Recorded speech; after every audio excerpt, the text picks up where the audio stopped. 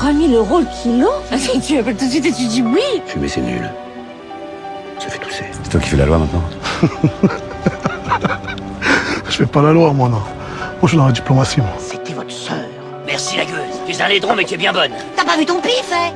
Quand tu te mouches, t'as pas l'impression de serrer la main à pote? Écoutez, vous montrez l'homme que vous voulez sur les photos, et moi je dirais que je le reconnais, et comme ça c'est réglé. Et je ferai la même chose au tribunal s'il le faut. Ça va très mal. Sa femme l'a quitté en plus. C'est un homme brisé, le cœur, les reins, tout. Bien dormi? Comme un bébé. Et vous? Comme un homme. Nous vous octroyons 45 secondes d'avance. Sans blague! Et vous croyez que j'appelle pour commander une pizza? Is it okay with you? Vive le cinéma!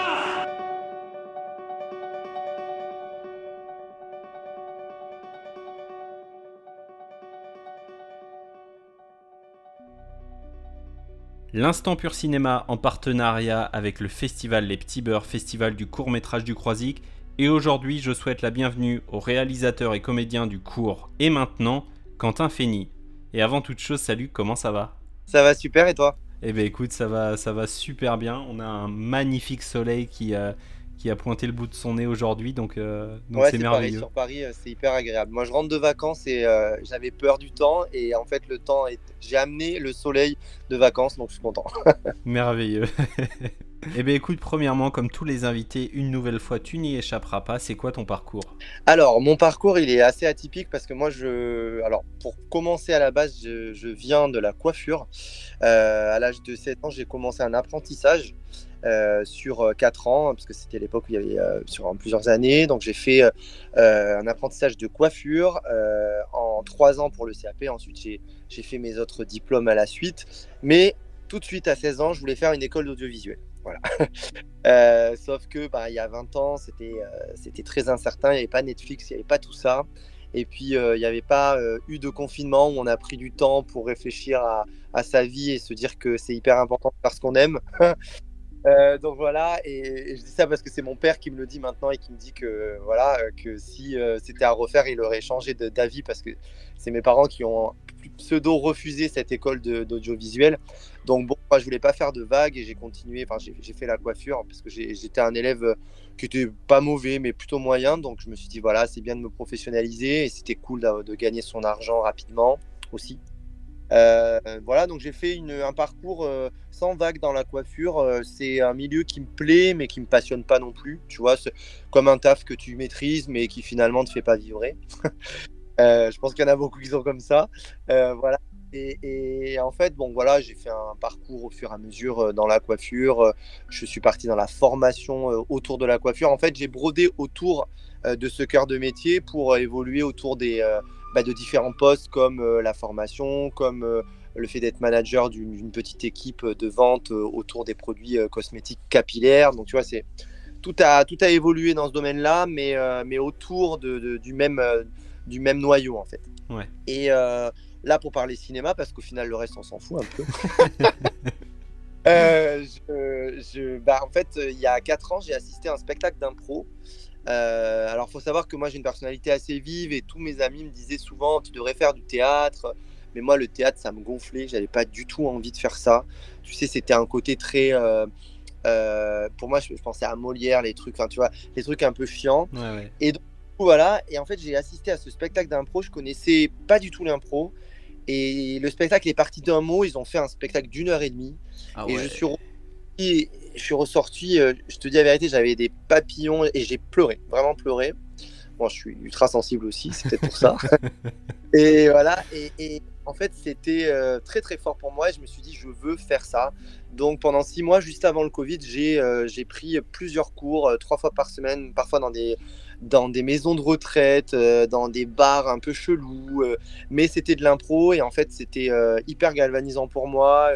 Il y avait quelque chose de tout à fait nouveau et suite à ça en fait il y a eu pendant les cours d'impro je développais des personnages plutôt humour, tu sais, parce que l'impro au début quand t'as un peu peur tu fais plutôt des improvisations humoristiques pour te mettre à l'aise. C'est ça, ouais.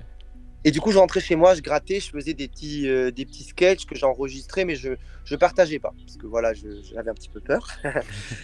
Et ensuite le confinement est arrivé, je me suis retrouvé à Bordeaux dans la maison familiale parce que moi j'ai Bordeaux et en fait je me suis c'était le moment. J'avais quelques petits sketchs qui étaient déjà préparés. J'ai lancé mon Instagram. Et tous les jours, j'enregistrais, j'écrivais. Je montais. Alors, je suis un très mauvais monteur, mais je faisais ça sur mon téléphone, tu sais, avec des applis. Ouais. Mais ça, pour les petits trucs Insta et tout ça. Et donc ça, c'était le début de mon attrait sur le côté artistique. Et puis à la suite, à la fin du Covid, du premier Covid, parce qu'il y en a eu 14. Hors taxe, bien sûr. 14 hors taxe. Exactement. À la fin du premier Covid, je me suis dit, bon, c'est bien de faire des personnages, d'avoir une chaîne Instagram qui fonctionne, mais il faut quand même te former. Donc j'ai fait une école de comédien. Et en fait, dans les débuts de cette école de comédien, j'avais un pote dans ma classe qui était en école de cinéma. Et un matin, je me suis réveillé, j'ai écrit un court-métrage, j'ai dit j'aimerais bien réaliser un court-métrage. Et je sais même plus comment je me suis renseigné sur le fait de réaliser un court-métrage. Je sais pas. Enfin, je pense que les portes se sont ouvertes un peu naturellement. Et puis du coup, j'ai réalisé mon premier court-métrage dans lequel j'ai joué, ce qui n'était pas facile. J'ai bénéficié de toute son école de cinéma qui m'a aidé, toute sa classe en fait. Pour faire un projet qui était ce qu'il est maintenant, mais qui était déjà pas trop mauvais. Donc du coup, ça m'a, je dis pas trop mauvais dans le sens où ça m'a satisfait suffisamment pour continuer. Et puis j'ai pas arrêté en fait. C'était il y a 3 ans et là je prépare mon 13e et 14e. Enfin, j'en prépare 3 là en ce moment. Pour le festival 1 minute de cours, je sais pas si tu connais. Bien sûr, ouais. Voilà, et d'ailleurs, voilà, si sont amenés à écouter ce podcast, je les adore. Voilà, petite. Écoute, on les salue s'ils passent et voilà, par là. donc du coup, mon histoire, elle est là. Et là, depuis 6 mois, je me suis consacré à la réalisation et à l'acting à 100%. Donc là, alors bon, je n'en vis pas actuellement, mais voilà, mon esprit et tout le reste est consacré à ça. Et voilà, c'est un peu une année sabbatique où je teste, où voilà, là en ce moment je suis en concours pour le Nikon Festival. Voilà, j'essaye de toujours être à l'affût des concours et c'est hyper intéressant pour moi parce que ça me permet moi je suis quelqu'un j'ai un esprit très libre et c'est cool des fois de se cloisonner un tout petit peu dans un thème, dans un temps. Voilà, et c'est comme ça qu'est né maintenant aussi, qui est né du concours Imagine de TF1, où il y avait quelque chose de bien précis et qui me permet en fait d'être dans les clous et de structurer mes idées en fait. Ce qui est génial là depuis plusieurs années, c'est que je trouve qu'on voit énormément d'émergence de courts-métrages. Tu vois, le Nikon, moi le Hot Milk, c'est un festival du court-métrage, mais à Cholet, là où je suis basé. Et en fait, bon, lui, il a déjà 10 ans, ça fait déjà 10 ans qu'il existe. Mais j'ai l'impression que là, depuis les dernières années, vraiment les courts-métrages, on les met beaucoup plus en avant qu'avant. Et ça, c'est cool. Et puis, écoute, toi, tu as l'air de charbonner 13 courts-métrages à ton actif. J'ai envie de te dire le Quentin Dupieux du court-métrage, quoi. Écoute, si seulement. Non, j'aime beaucoup Quentin Dupieux en plus. Donc, c'est, ouais. Non, ouais. En fait, je pense que c'est l'envie de faire, si tu veux, qui est. Moi, je suis autodidacte dans la réalisation, donc j'ai une approche très artistique et pas technique. Et en fait, moi, mon apprentissage, c'est de faire des films, en fait. Des rencontres. Et puis, moi, je privilégie beaucoup l'humain. Et je marche à l'affect, j'ai pas honte de le dire, et c'est comme ça que je fonctionne. Donc moi, c'est les rencontres, c'est les gens avec qui on travaille, avec qui ça se passe bien, on retravaille ensemble. C'est un peu une famille de cinéma, c'est un nouveau là tu vois, par exemple, je suis au Nikon et j'ai rencontré des gens incroyables avec qui j'ai vraiment envie de bosser, et là tu vois, ça me redonne une énergie pour me rebooster sur d'autres projets, tu vois, c'est cool. Ouais, super. Trop bien. Eh bien écoute, moi j'ai eu l'occasion de découvrir ton court-métrage Et Maintenant. Ouais. On m'a envoyé un lien parce que malheureusement je pourrais pas être au festival du Croisic. Moi, pour tout te dire, je suis cuisinier et du vendredi au dimanche, c'est notre plus grosse période sur la semaine. Ouais. Donc c'était compliqué de me libérer du temps. On te souhaite la bienvenue au Croisic. Merci. Et du coup, j'ai vu ton court-métrage et putain, ça m'a foutu un coup. Je vais pas te mentir. J'ai fini avec la petite larmiche et ouais, ça m'a foutu un petit coup. Pourtant, je suis pas parent, tu vois, j'ai pas d'enfant, mais ça m'a foutu un petit coup quand même. D'où est venue l'idée du Alors, cours. Ça faisait un moment que j'avais envie d'aborder ce sujet-là parce que moi, je l'ai vécu indirectement avec en gros une personne assez proche en fait, et Du coup, ça a été. J'ai eu un ami étant plus jeune qui a perdu son frère et j'ai vu l'impact sur le couple de ses parents. Et moi, je l'ai vécu parce que j'ai perdu mon demi-frère par alliance et j'ai vu un peu. Alors, c'était pas la mère. Enfin, ma mère n'était pas sa mère, mais j'ai quand même vu la différence en fait, voilà, entre ça. Et j'ai toujours été. Moi, j'adore la psychologie humaine et puis les rapports humains. C'est ce que je traite, que ce soit dans le comique ou dans le drame. C'est vraiment ce qui me passionne. Premièrement parce que quand tu commences et que tu n'as pas de sous, en fait, si tu fais une bonne comédie bien écrite et bien jouée, tu n'as pas besoin d'1 million. Et pareil pour le drame, tu vois. Donc, puisque ce qui est plus compliqué avec les effets spéciaux d'un film d'action ou d'un film, tu vois, ou d'un film d'horreur, par exemple. Donc, moi, j'ai lié ma passion pour l'humain à mes projets. Et j'ai toujours été hyper intrigué par le fait que dans une relation de deux personnes qui sont ensemble depuis des années, qui ont un enfant, qui perdent un enfant, il y a toujours le principe de reconstruction personnelle et à travers le couple, mais aussi personnel. Et c'est ce qui fait que les 3/4, et ça c'est fou, je pense qu'il y a une raison à ça, les 3/4 des couples qui perdent leur enfant se séparent parce qu'en fait, il y en a un qui arrive à se remettre avant l'autre, et souvent la mère parce qu'elle porte l'enfant et qu'il y a quelque chose de viscéral aussi. Et moi ça m'a toujours passionné, passionné c'est un peu fort, mais tu vois, il y a intrigué parce que je me suis dit mais c'est tellement incroyable de ce genre de situation, comment tu le vis et puis comment parce que sur le papier tu te dis ça te soude, tu te remets, mais en fait non, parce que l'autre peut reprocher à l'autre ce qui se passe dans et maintenant de se remettre mieux, et en fait et maintenant c'est fini quoi, tu vois, qu'est-ce qui va se passer quoi. En termes de temporalité, comment ça s'est passé pour et maintenant vraiment de là, du moment où tu l'as écrit, en passant par le tournage et la post-production, ça a pris combien de temps ? Alors, c'est mon plus gros projet de l'année, en fait. C'est mon plus gros projet de l'année parce que c'était avec le festival Imagine TF1, concours TF1. On a été sélectionné dans ce festival-là, et ce qui fait qu'on est sur le replay My TF1, donc c'est trop bien. On n'a pas eu la chance d'être finaliste de ce concours-là, mais le concours vit en festival aussi, notamment au Petit Beurre d'ailleurs. Donc trop sympa. Et en gros, moi, j'ai commencé à travailler le projet en juillet. C'est ça, en juillet. Donc en fait, en gros, entre la post-prod, le tournage et la préparation, juillet, août, septembre, octobre. Ouais, 4 mois à peu près. Ouais, putain, assez rapide. Ouais, quand c'est même, assez rapide. Après, moi, je suis assez intuitif dans mes scénarios, dans ce que je vais proposer. Et d'ailleurs, je suis pas à 100% hyper OK avec tout ce qu'il y a dans ce projet, parce que tu vois, quand tu es hyper à cheval sur certains trucs, il y a des choses. Voilà. Mais ça, c'est le problème de l'autoproduction. Voilà, moi, je fais tout moi. Et c'est ce qui fait qu'en fait, c'est l'urgence aussi de faire les choses, et puis c'est l'envie, tu vois, et ça prime un peu sur des choses qui sont maintenant, avec le recul, un peu plus importantes pour moi. Mais en fait aussi, je pense que ce film-là, il est fait avec le cœur. En tous les cas, c'est ce qu'on y a mis sincèrement. Et j'espère que ça transpirera ça, parce que en fait, l'urgence a été d'écrire ce projet, de se dire, moi, en fait, à la base, j'avais écrit un autre projet qui s'appelait Les femmes de ma vie, qui était un projet sur la drogue, qui était un projet assez dur. J'en ai profité pour le mixer, pour faire quelque chose en rapport avec le Nikon que j'ai fait là il y a quelques mois, qui est en concours en ce moment. Mais le projet est mort avant de commencer, parce que j'avais pas les financements.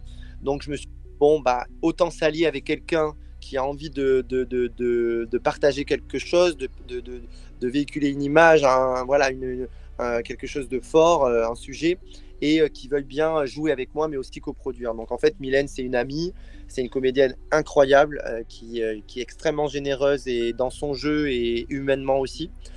Donc j'avais beaucoup envie de le faire avec elle, au-delà de l'artistique, parce que c'est quelqu'un que j'adore, mais humainement c'était très important, et ça s'est hyper bien passé, parce que c'était une expérience famille. Après, on a eu la chance d'avoir une belle équipe. On a à peu près une vingtaine de personnes sur l'équipe du projet. Donc c'est cool. Je suis toujours hyper reconnaissant de me dire que ça vient d'une idée dans ma tête, écrite comme ça, vite fait, qu'après tu as 20 personnes qui sont là et qui sont derrière toi, et c'est un des meilleurs trucs dans ce métier, je trouve, vraiment. Ouais, ça m'étonne pas que les gens croient en ce que tu fais et t'aident à avancer, à conclure ce que toi t'as enclenché, Et j'avoue que le sentiment doit être assez galvanisant quand même. Exactement, ouais, c'est un des. Puis tu sais, j'ai des étudiants que je suis, qui me suivent depuis, qu'on fait plein de postes. J'ai des étudiants qui ont été assistants réels pour moi, parce que moi je fais confiance, tu vois. Et Ouais. moi, c'est l'amour du cinéma qui prime, c'est pas ton expérience, c'est ta vision en fait, qui est important pour moi. Et en fait, c'est pour ça que je pense que sur mes tournages, j'ai bonne réputation parce que ça se passe bien et que je suis tellement reconnaissant au moment du tournage. C'est tellement du pain béni pour moi à ce moment-là. Mais c'est pas mon moment préféré, honnêtement. Ah, Ouais, c'est pas mon moment préféré. c'est lequel? Le moment préféré, c'est quand j'ai terminé. Quand j'ai terminé, que je l'envoie à mes proches. Ok. Du coup, t'as vraiment ce côté. T'es encore tout chaud, tu sais, dans le truc. Putain, je suis encore dedans. Et voilà. Mais le tournage, c'est un moment que j'adore, mais c'est un moment qui passe en une seconde, en fait. Où t'as envie de faire passer du bon temps avec tes équipes, t'as envie de rire. Alors moi, je ris beaucoup en tournage parce que ça part du. Moi, je ris tout le temps, donc c'est important pour moi. Si je ris pas, c'est que je vais pas bien. Mais ça passe très vite et c'est hyper frustrant parce que tu as envie de. Et surtout quand tu diriges et que tu joues en même temps. C'est pour ça qu'il n'y a que les grands, les canets pour avoir 12 assistants et ça se passe bien. Mais quand tu es seul, il y a beaucoup de choses à gérer. Ouais. Quoi. Et c'est pour ça qu'il faut savoir lâcher quelques défauts qu'on estime et qu'on se dit, bon, bah voilà, ça fait partie des parfaites Ouais, c'est ça, imperfections. non, mais Et puis voilà. Et en tout cas, bravo à toi, comme tu as pu le dire, de faire confiance aux gens sur leurs envies et non pas sur leur parcours. Des fois, je suis passé par des endroits où on dit non, je t'embauche pas parce que t'as pas d'expérience. Oui, mais si tout le monde fait comme toi, en fait, je vais jamais bosser parce que personne va me donner ma chance de faire mes preuves et de pouvoir avancer pour avoir cette expérience, pour pouvoir aller plus loin. Donc en tout cas, bravo à toi et c'est trop cool. Eh bien écoute, on va pouvoir passer à un petit jeu. C'est l'heure de l'instant réminiscence. Le roi répudie la reine, la vieille épouse le perroquet, César devient roi. Je l'épouse et me voilà reine.